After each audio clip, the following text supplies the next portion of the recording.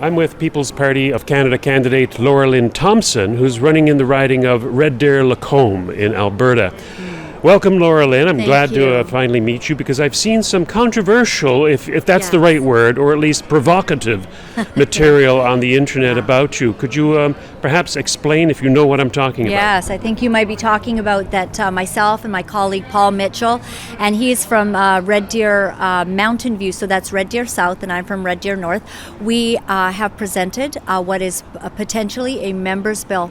We have invited the other candidates, the Conservative candidates, to join us in this because the Conservatives generally have been the ones who upheld life, right to life.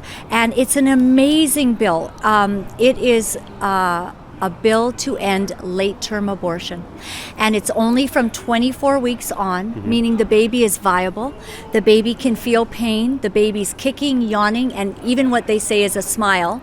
And the baby's a fully formed little person, but the mother and any woman in Canada would still have a full 6 months to decide to terminate the pregnancy if they wanted to. So we feel we're trying to get cross-partisan ownership of this, where we have seen that there is a poll that says that 70% of Canadians feel that late-term abortion is not acceptable. They also don't like sex selection. Now, this particular proposal that you would bring, if elected, would that be directed against the potential mother, or would that be directed against the physician?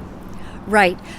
There are aspects to the bill where it would not. It would compel a physician and a mother to make alternate arrangements, and could be under the criminal code. So I'll ask you a question that we asked Ann Coulter once when she was on our radio program, and proposing a similar thing, although she was very much from conception to birth, and that is, what would the penalty be for a mother or a physician who would violate that particular law? Right.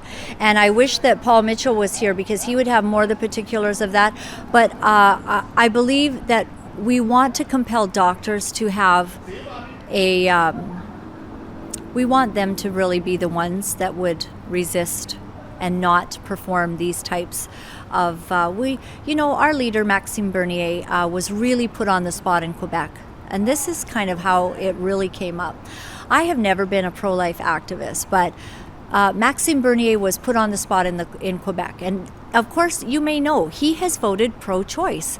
He's, pretty much a libertarian and easygoing fellow, and he doesn't want to compel people to a lot of things. But here's what they said.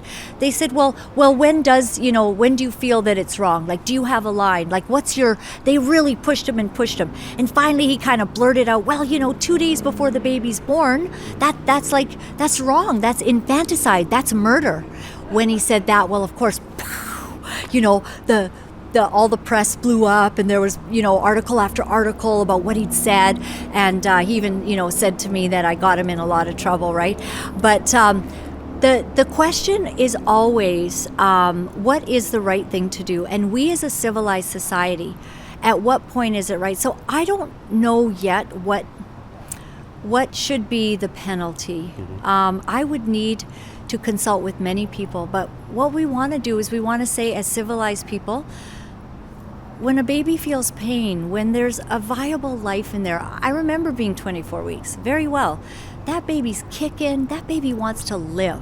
It's full. What about the Conservative Party? Don't you find a home in the Conservative Party? I mean, that is a typical, or stereotypical, if I might say, conservative attitude.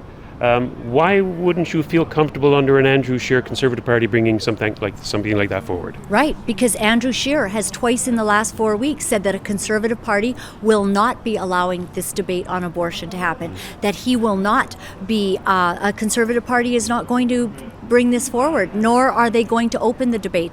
In fact, the CTV reporter said, will you block legislation? And Andrew Scheer said, well, yeah, that's what he said. So, Andrew Scheer and the Conservatives have lost the plot on true conservatism. They did not run me as a candidate because I stood against gender fluid teaching being taught to kindergartners. I do not believe that from kindergarten to grade 5 we should tell kids that they're gender fluid. And hey, little boy, you're playing with a doll. Maybe you're a girl inside. Stop it. Millions and millions of Canadians do not want these kinds of things said to little children, nor taught, nor do they want the dozens and dozens and dozens of transgender books that are out there. And yet we're doing it. And because I was vocal on that issue alone, because I have trans friends, I have LGBTQ friends, and by the way, they're not all down with this teaching to little kids.